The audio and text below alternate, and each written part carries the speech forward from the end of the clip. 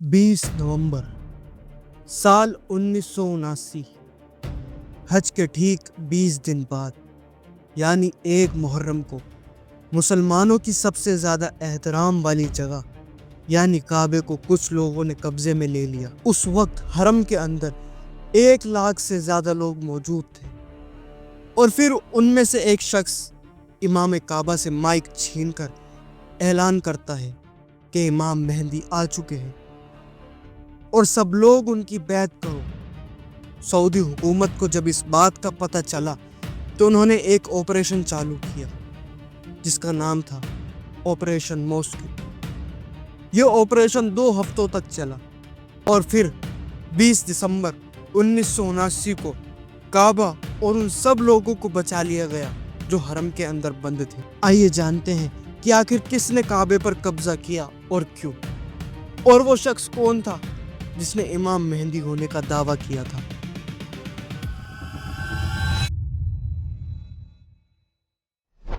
पचपन साल के काबा के इमाम शेख अस-सबील काबा के बिल्कुल सामने खड़े थे और उनके पीछे सफ़ों में नमाजी मौजूद थे। इमाम ने मामूल के मुताबिक नमाज पढ़ाई। उसके बाद उन्होंने मुसल्ले पर अपना रुख तब्दील किया और माइक में दुआ शुरू की। उसी दौरान इमाम ने देखा कि पिछले सफ़ों से कुछ लोग ताबूत उठाए आगे आ रहे हैं और ये कोई नई बात नहीं थी क्योंकि हज अभी 20 दिन पहले ही मुकम्मल हुआ था और अभी लाखों हाजी मक्का में मौजूद थे। उनमें से जो भी फौत हो जाता उसके लवाहिकीन की ये कोशिश होती कि नमाज जनाजा मस्जिद अल हरम में इमाम काबा की इमामत में अदा हो। शेख अस-सबील ने दुआ जारी रखी लेकिन सरों पर सुर्खधारी दार साफे बांधे हुए लोग उन्हीं की तरफ बढ़ते गए, हत्ता के बिल्कुल करीब पहुंच गए। उनके आगे आगे मेले कुचेले कपड़ों में मलबूस उलझी हुई दाढ़ी वाला एक आदमी था। उसने इमाम काबा को एक तरफ धकेल कर उनसे माइक छीन लिया और माइक में ऐलान किया कि इमाम मेहंदी का ज़हूर हो चुका है। उसी दौरान उसके साथियों ने उस ताबूत में से छुपी हुई कलाशकूफे निकाल कर लहराने और जवाबी नारे लगाने शुरू कर दिए।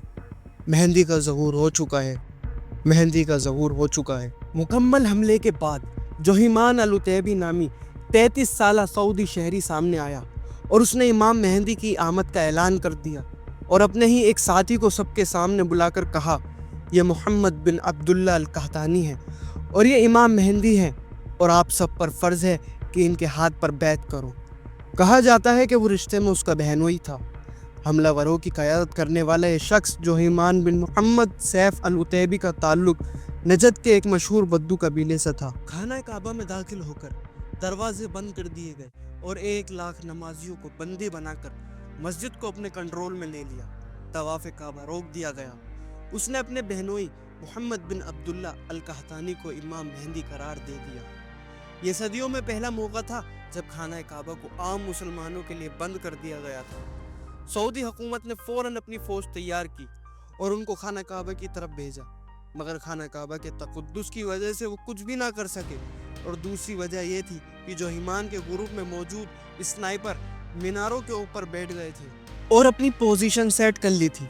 जो भी फौजी सामने आता या जो भी गाड़ी नज़र आती वो उसे भून देते और अचानक बड़ा हमला करने से 1 लाख लोगों की जानों को खतरा था जो उन बागियों के कब्जे में थे और खाना काबा की बिल्डिंग को भी खतरा था। सऊदी हुकूमत ने मीडिया मुकम्मल तौर पर बंद कर दी थी ताकि इस वाक़े के बारे में किसी को खबर ना हो, लेकिन वो उसमें भी मुकम्मल तौर पर कामयाब ना हुए। पूरी दुनिया में ये खबर फैल गई और वहाँ मौजूद पूरी दुनिया से आए हुए उम्रा ज़ायरीन में से बहुत से मारे जा चुके थे। खाना काबा पर बागियों ने मुकम्मल कंट्रोल हासिल कर लिया था और जो बात करता उसको गोली मार दी जाती। बागियों का लीडर जोहिमान अल-उतैबी उससे पहले सऊदी कौमी गार्ड का और सऊदी फ़ौज का हिस्सा रहा था। वो सारे रास्ते जानता था, उसे एक एक खुफिया जगह का पता था। उसका बाप भी आले सऊद के साथ उठता बैठता था। जोहिमान एक वक्त में सऊदी मुफ्ती आज़म का शागिर्द भी रहा था और वो कई सालों से सऊदी हुकूमत के खिलाफ काम कर रहा था और कई बार जेल भी जा चुका था। यह सारा प्लान कई सालों से चल रहा था। खाना काबा के अंदर असलहा मरने वालों के कॉफिन में सप्लाई किया जा रहा था और ये काम इतने खुफिया तरीके से चल रहा था कि किसी को खबर नहीं थी। और यूं 20 नवंबर को उन दहशतगर्दों ने अपने प्रोग्राम के मुताबिक खाना काबा पर कब्जा कर लिया। तकरीबन 2 हफ्तों तक वो मुहासरा जारी रहा 2 हफ्तों तक तवाफ काबा बंद रहा। उन खारजियों के हमले का मकसद ये था कि मस्जिद अल हरम पर कब्जा करके नकली इमाम मेहंदी का ऐलान किया जाए, ताकि दुनिया भर के मुसलमान उसकी बैत के लिए आएं और सऊदी अरब पर प्रेशर डालें कि इमाम मेहंदी को कुछ ना कहा जाए। इससे यह होता कि सऊदी अरब का जरिया माश भी ख़त्म हो जाता और दूसरे मुल्कों का सऊदी हुकूमत की सिक्योरिटी से भी भरोसा उठ जाता। और अगर ये कब्ज़ा कुछ अरसा मज़ीद रहता तो यकीनन दूसरे ममालिक भी अपनी फ़ौजें मस्जिद अल हरम को आज़ाद कराने भेजते, लेकिन उनके और सऊदी अरब के बीच में भी जंग शुरू हो जाती। ये एक प्री प्लान साजिश थी। सऊदी हुकूमत सोच रही थी कि कैसे खाना काबा को आज़ाद कराया जाए, और सिक्योरिटी फोर्सेस हुकूमत की तरफ से सिग्नल मिलने का इंतज़ार कर रहे थे। सऊदी फौजियों ने ग्रीन सिग्नल मिलने के बाद मुख्तलिफ हिकमत अमलियों पर काम करना शुरू कर दिया। 3 तरफ से हमला किया गया, लेकिन जंगजुओं की उम्दा पोजीशन और डिसिप्लिन की वजह से सरकारी फौज को भारी नुकसान उठाना पड़ा और वो मजबूर हो गए। उसके बाद हेलीकॉप्टर से फौजियों को मस्जिद के अंदर उतारने की कोशिश की गई, लेकिन जंगजुओं ने उन्हें छत पर उतरने से पहले ही फिजा में भून डाला। उसी दौरान किसी को बिन लादेन ग्रुप का ख्याल आया।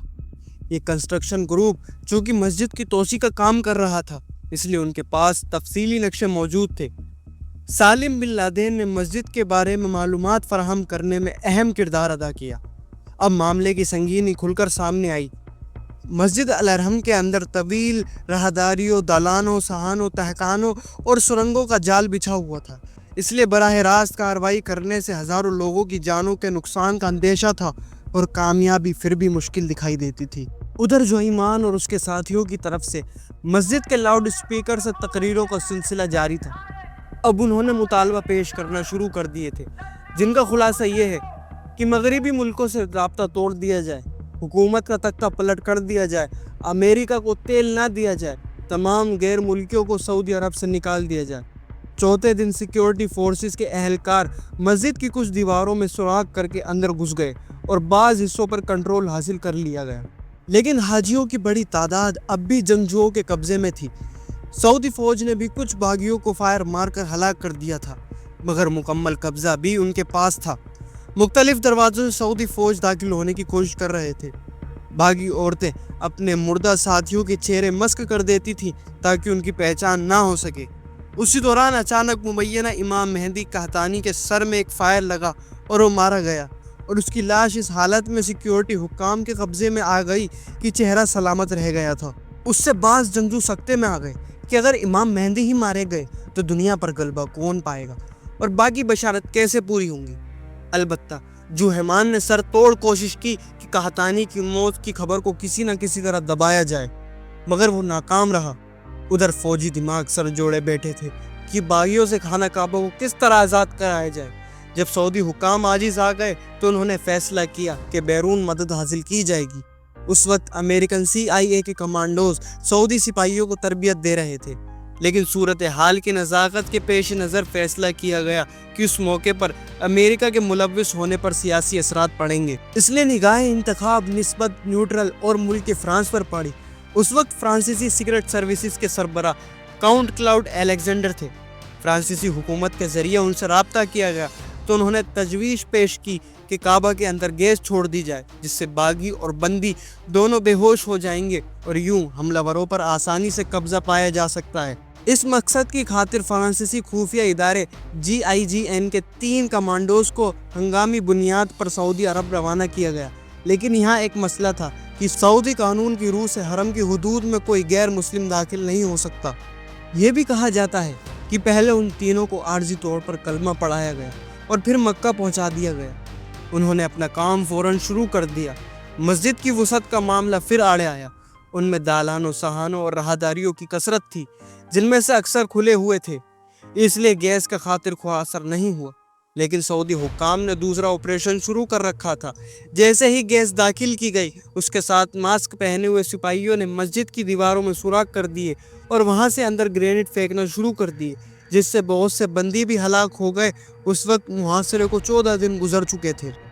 बागियों का असलहा, खुराक और हिम्मत सब खत्म हो चुके थे।